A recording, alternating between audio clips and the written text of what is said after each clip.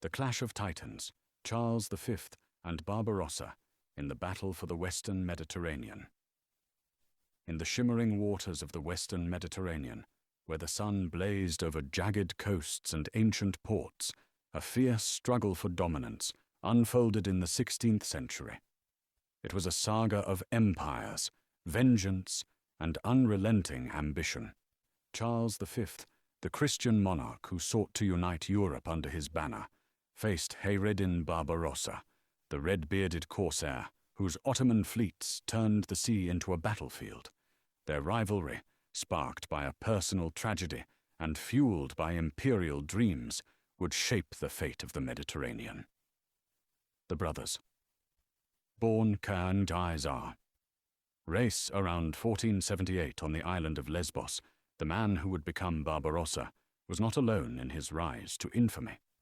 Alongside his elder brother Oruç, he built a pirate empire along the Barbary coast, their swift galleys striking Christian ships and towns with devastating precision.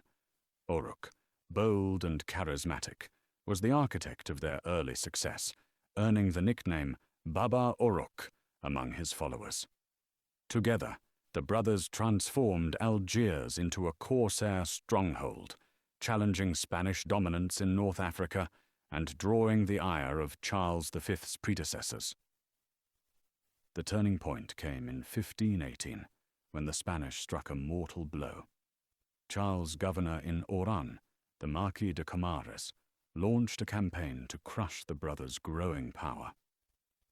Oruç, holding Tlemcen as a base, faced a relentless Spanish assault backed by local allies. In a desperate stand, Oruç and his men were besieged in the fortress of Tlemcen. The Spanish, with superior numbers and artillery, overwhelmed the defenses. Oruç fought to the last, his sword flashing in the dust and chaos, but he was cut down by Spanish steel, his body left on the battlefield. The loss seared itself into Kizu's soul, forging Hayreddin Barbarossa into a man driven by vengeance.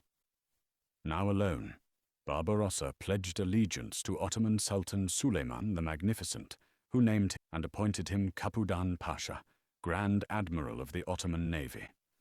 His brother's death had hardened him, and his raids grew bolder, targeting Spanish coasts and shipping lanes with a fury that seemed personal. Barbarossa's fleets, manned by corsairs and janissaries, made the Mediterranean a graveyard for Christian ships, threatening the heart of Charles's dominion. By 1535, Charles V could no longer tolerate Barbarossa's insolence. The corsair had captured Tunis in 1534, ousting the pro-Spanish Hafsid dynasty and turning the city into a fortified base for raids on Sicily and Italy. For Charles, Tunis was a dagger at his empire's throat, and a chance to strike at the man who embodied Ottoman defiance.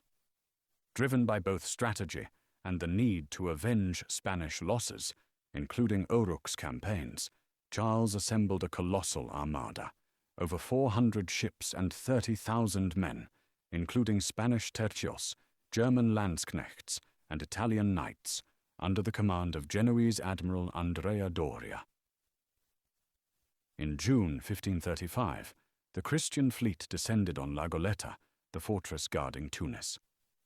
Barbarossa, his brother's fate ever in his mind, fortified the city and met Doria's ships with his own galleys. The sea erupted in chaos. Cannon roared, arrows flew, and boarding parties clashed in a tangle of steel and blood. After weeks of siege, aided by a revolt within Tunis against Ottoman rule, Charles's forces breached the city. Barbarossa, cunning as ever, escaped with part of his fleet, but the loss of Tunis was a bitter echo of Tlemcen. Charles restored the Hafsid ruler, Muley Hassan, as a vassal, claiming victory. Yet Barbarossa's resolve only deepened, his hatred for Spain burning brighter. By 1538, Barbarossa had rebuilt his forces, his galleys prowling the Adriatic and Ionian seas like wolves. Suleiman ordered his admiral to crush the Christian fleets. The stage was set at Preveza, an Ottoman port on the Greek coast. Charles rallied the Holy League, Spain, Venice, and the Papal States, under Andrea Doria, with 160 ships to face Barbarossa's 120 galleys. For Barbarossa, this was more than a battle. It was a chance to avenge Oruç and humiliate the emperor who stood as Spain's heir. On September 28, 1538, the Battle of Preveza unfolded in the Gulf of Arta. Barbarossa's tactical brilliance shone through. Using shallow waters and coastal forts, he lured Doria's fleet into a trap. His lighter galleys outmaneuvered the cumbersome Christian ships, their archers and cannons sowing chaos. In a daring night maneuver, Barbarossa outflanked the Holy League, sinking or capturing dozens of vessels. Doria, plagued by disunity among his commanders, retreated in disarray. Preveza was a triumph for Barbarossa, a stinging rebuke to Charles, and a monument to Oruç's memory. Venice, humbled, signed a peace treaty with the Ottomans, ceding islands and acknowledging Suleiman's dominance. The unending struggle, a sea aflame, the war raged on. In 1541, Charles launched a disastrous expedition against Algiers, Barbarossa's stronghold, and the city Oruç had once ruled. Storms and fierce resistance, led by Barbarossa's iron will, shattered the emperor's hopes. Barbarossa struck back, raiding Italy and Spain, each attack a reminder of the Spanish blades that felled his brother.